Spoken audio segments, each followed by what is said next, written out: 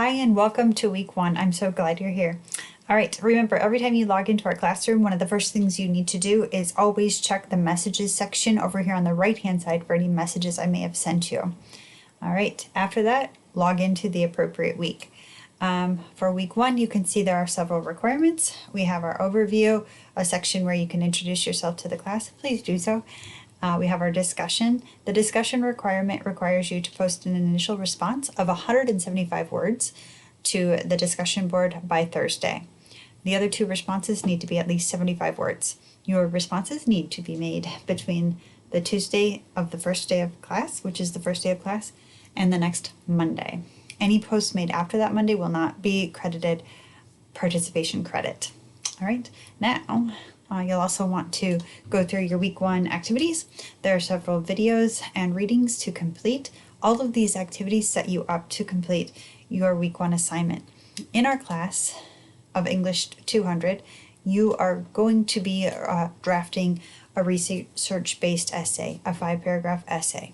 So we're going to begin that process this week. The first thing you're going to do is complete this research question and thesis worksheet. In English 100, you learned how to write thesis statements, and we will again expect you to write a thesis statement right away in week 1 in English 200. It's important to create a thesis statement that is going to be sustainable, and you'll get feedback on it right away from me because this is going to be a guiding point for the rest of your assignments. So, all right, to begin, there are topics suggested. You can also choose your own if you really want to. Then we're going to be spending some time in the library right away. And then we're also going to be completing this worksheet. Okay, so let's take a peek at the worksheet.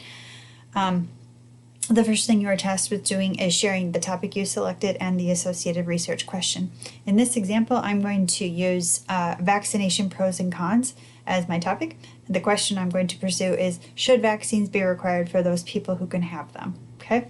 The second task on the worksheet is to go into our library and locate an article. And you need to also generate an APA formatted reference citation. So how do I do that? All right, when we go into our library, you'll click on the library button. Then I do recommend using one of 3 databases, either ProQuest, EBSCOhost, or Opposing Viewpoints. Those are 3 generalized databases with tons of scholarly articles. In this case, I'm going to select Opposing Resources, or Opposing Viewpoints. I'm going to click on the O. I'm going to let myself in there. Okay, now you'll be able to see I can generate my search query. So in this case, I'm just going to type in vaccine.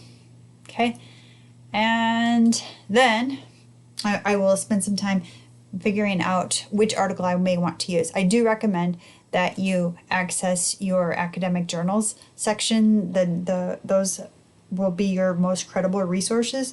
So take a peek at those resources above all, okay, before any others. In this case, I think I found one because I think if I'm going to talk about vaccines, one of the things I probably want to talk about is how it's financially beneficial. So in this case, I like the title. It says Economic Appraisal of Ontario's Universal Influenza Immunization Program, a Cost Utility Analysis. I can see by skimming through the first part, like the conclusion is that universal immunization against the flu was estimated to be an economically attractive intervention. So, hey, probably good information to have. I'm going to want to use that research in my essay probably. So in this case, I like this. This is what I'm going to do. I'm going to summarize this article in 3 to 4 sentences, and then EBSCOhost, Opposing Viewpoints, and ProQuest all have this feature called Cite, and it is a wonderful time-saving feature.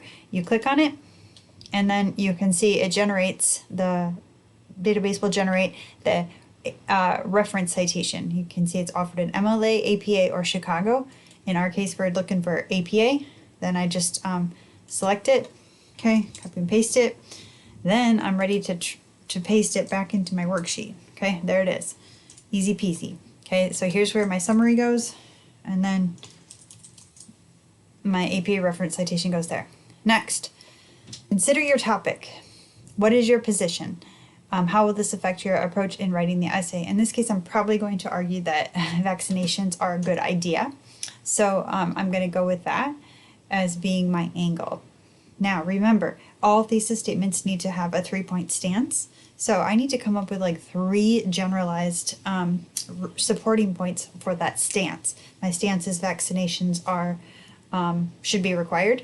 What are 3 reasons? Here are my reasons. People should procure standard vaccinations if possible in order to safeguard the health of children, the general public, and the financial future of the public. Okay, so those are probably going to be my 3 ideas. Make sure that the thesis statement you turn in has a stance on your topic and 3 supporting ideas. So if you have any questions at all about what is required of you, please just let me know. And I look forward to seeing what you come up with. Talk to you soon. All right, bye-bye.